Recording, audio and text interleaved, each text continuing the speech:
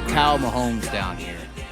Obviously, Patrick Mahomes, he makes a lot of mistakes sometimes or gets a call, and it goes his way all the time, and people are upset about it. Non-Chiefs fans are very upset about it when Patrick Mahomes gets a call that's against their team, that everybody sees as some BS or wants to question it. Really? Y'all are going to call that? But we have to understand, and I think this is what took it over the edge for me. I've kind of already knew it, but I just keep getting result after result after example after example. I can't deny the results of the tests. And it breaks down to something like this. See, this sport is not a sport, because this ain't a sport. There's very little actual corporate or regulation involved. Very little. Very little. The corporations that are involved from a sponsorship perspective are families. Okay? Family businesses. It's not corporate businesses. It's a lot of family-owned business influence. Okay? And then a lot of the tracks, not all of them, but a lot of the tracks are family-owned and operated racetracks. It's not a lot of corporation. I know Knoxville's is, it's got a board and all that. There's some examples, but most of them, there's even the series that are family-owned and operated. I mean, High Limit basically is. I mean, Kyle and Brad Sweet are brothers. I mean, World Racing Group, kinda not. Definitely, it's got a head honcho. It's definitely got a chief involved. There's a reason we're using the Chiefs here. Kinda. So we'll just murk that up to almost like the track. Most aren't, but IMCA's Brett Root. It's kind of like family-run industries. Now, the next issue with that is when we start, once we start getting over into officiating or scores or something like that, not all, but that building down there,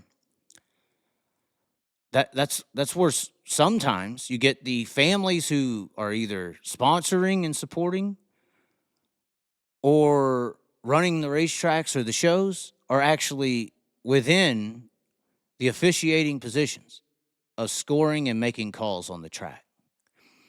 And then usually, even if there isn't family involved with scoring and officiating on the track, it's friends of the family or sponsor or anything. This big circle. We're describing the circle. And it may not even be friends. It could be boyfriends. It could be girlfriends, husbands, wives. It could be boyfriends. We don't want to talk about all that now, do we? It could be boyfriends. It could be a lot of things. Okay? So this is like kind of the stature of how this thing that is not a sport operates. And then after the friends, if you're not a part of the family and you're in there somehow in some way, and you're not a part of the friends that are in here somehow, some way, then the only thing that's left is the fans. The fans of the sport who have worked their way into it in some operational perspective or situation. And obviously, family, friends can be race car drivers, anything.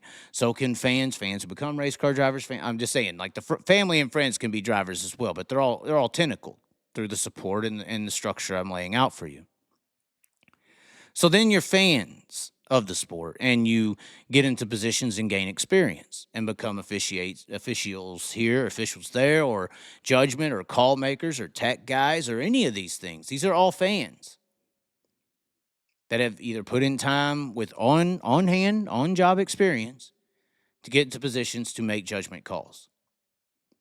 And so this is kind of like the circle of magical trust that operates this thing we call racing or dirt track racing, that I would say because of that makes it not a sport. Because it's a bunch of families and friends and fans who have got into officiating positions making official decisions. Like, the NFL and NBA have like schools and development programs and like regulation and things you have to go through to make calls on the racetrack. You have people who will vet you to spank your ass if you do not do things properly. And they don't care who your family or who your friend or what you're a fan of or what connection. They will spank your ass over here. The NBA has the same damn thing. And then they still fuck up. And then they still got guys. I'm not saying mistakes aren't made. But these are people who are tried, trued, and tested, scouted, training, evaluated, everything of the some damn sorts to even get into a position to make calls on the racetrack. It's not just regulation of or rules of the cars. It's regulation and rules of the people making the decisions that affect the outcome of the game.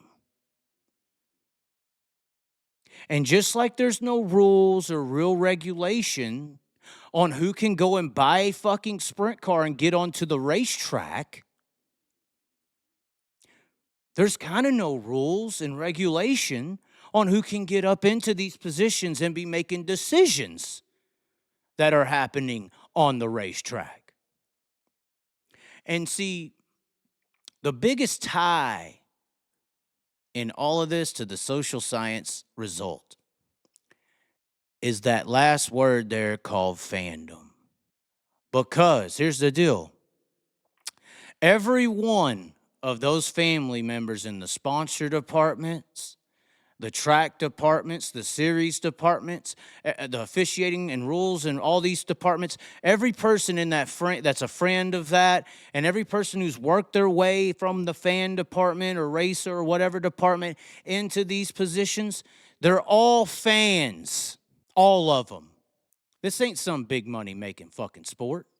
The only thing that's maybe close to not being full of fans that are involved in the sport is maybe the new streaming investors. Maybe, because that's where the return on investment can actually be seen. Everyone in this group that runs this industry known as dirt track racing is a fan.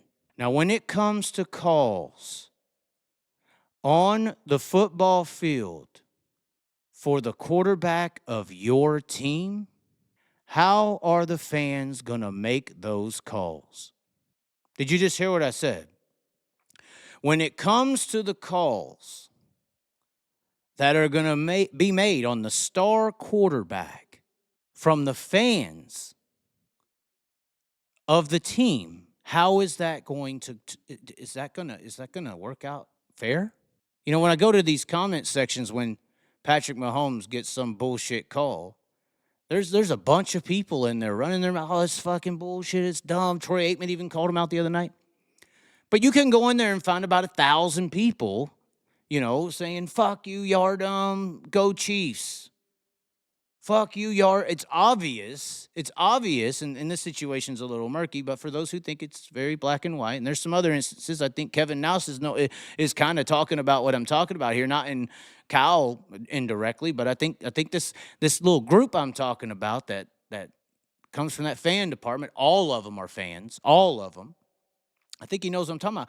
The point that I'm making there is there ain't one damn Kansas City Chief fan that's ever going to sit back in a powerful position to actually affect the game and say, no, we do not want to help the star quarterback win the game.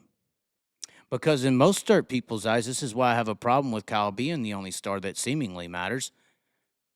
Why do you want, in this instance, dirt track racing to look bad? Because Kyle represents the fucking sport, especially in the sprint car open wheel industry. Family, friends, and fandom, the entire industry is a fan of one team, dirt track racing. In this scenario, the dirt track racing is the Kansas City Chiefs. And he's Patrick Mahomes. Every flag is fine in the eyes of the fan. This is how we ride, this is how we do. Riding mud, sliding up